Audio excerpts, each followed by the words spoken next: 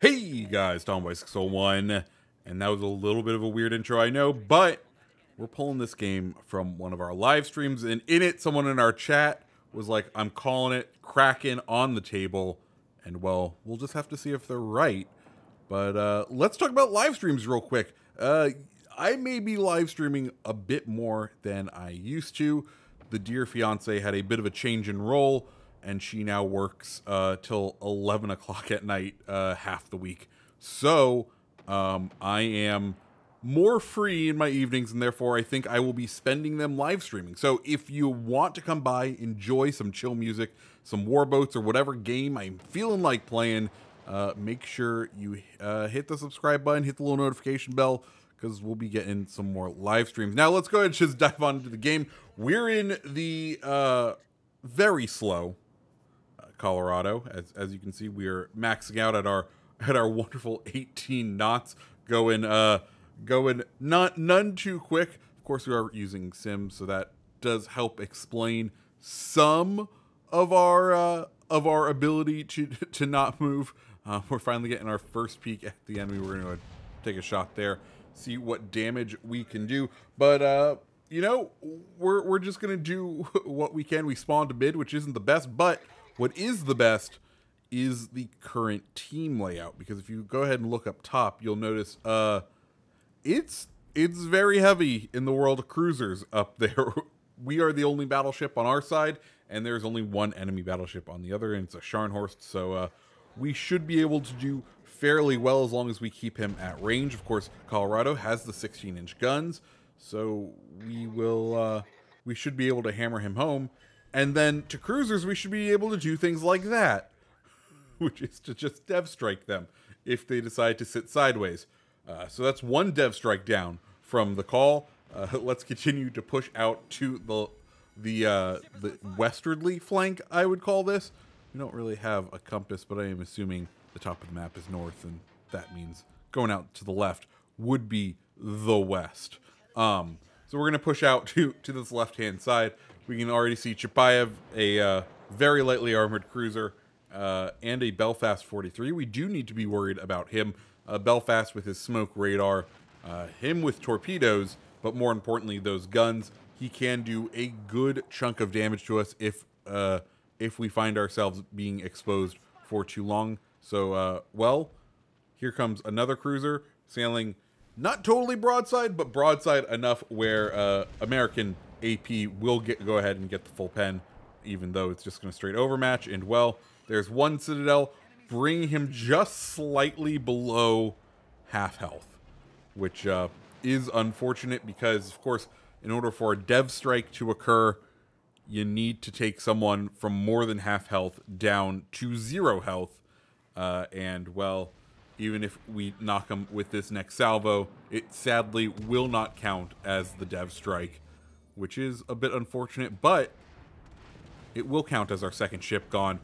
That's right, we're up to 2, and we have a good setup for a Kraken right now, right? We got a Scharnhorst out at the maximum range. We got a Belfast somewhat nearby, and we have another cruiser coming by, none of which is too particularly heavily armored, which means we can start kind of pushing in. We do want our team to sort of spot for us, because as we've been taking a couple of hits, especially from the dearly beloved Belfast, the HE spammer.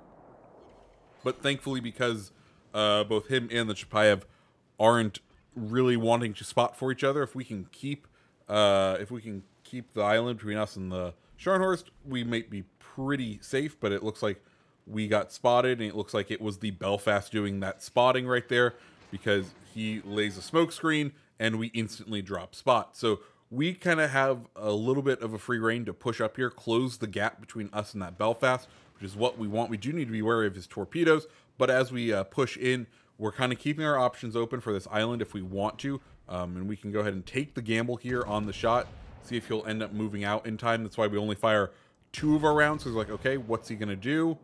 He ends up moving forward. Unfortunately, our smoke fire penalty is going to reveal us here. He doesn't pull forward enough for us to get that second salvo into him, unfortunately. And now Belfast will have unfettered access of sight to us for at least the next 20 seconds, We do see he's being spotted again, which is encouraging him to retreat behind the island. He does get a double fire on us. We're going to go ahead and put that out. Going to toss those shells just at the edge of the island right there in case he wants to stay out in that area. Scharnhorst pops out. He's going to now take over spotting duty on us as that Belfast, I think, now is just trying to locate an area where he can engage us without us being able to engage him back, try and find that good spot in the island. But as we do that, we're going to go ahead and tuck in nose up to this next island because it's going to provide us cover from Belfast, right? We want to reduce the angle to make it a more steep angle that shells have to come in if they are going to.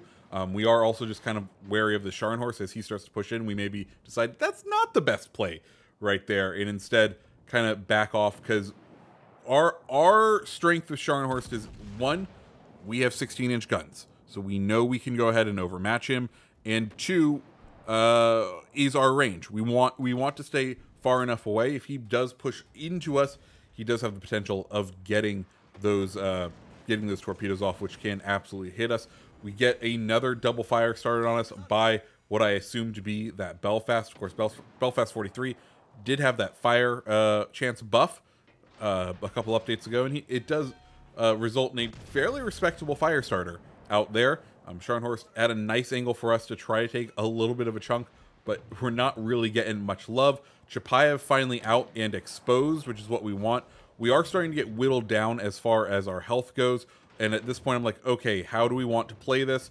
We're within will to rebuild on this other cruiser. We'll go ahead, hit our damage control party, hit the heal, because Chapayev is really taking chunks out of us.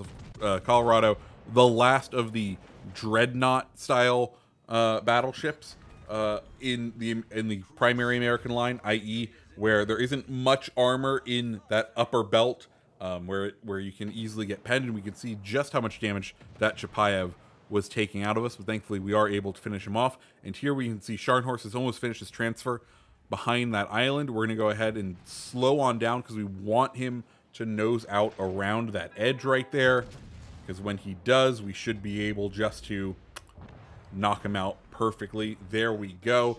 We're up to 4 kills. Now we just need Belfast 43. Full speed ahead. It's time to get us a Kraken.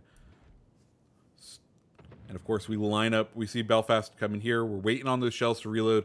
You kind of have to be a little worrisome here, because I don't know if he's staying in his smoke or if he's kind of go away. But at this point, it looks like he's just flat giving up. Fine by us. We'll go ahead, send some 16-inch shells this way. If these don't finish them off, we probably won't get another salvo. We pick up the Confederate, and then we pick up the Kraken Unleashed. And shout out to Get Stung, who called the Kraken on the stream. Good on him. Guys, if you like the video, go ahead, hit the like button, hit the subscribe button, and I hope you have a fantastic rest of your day. See ya.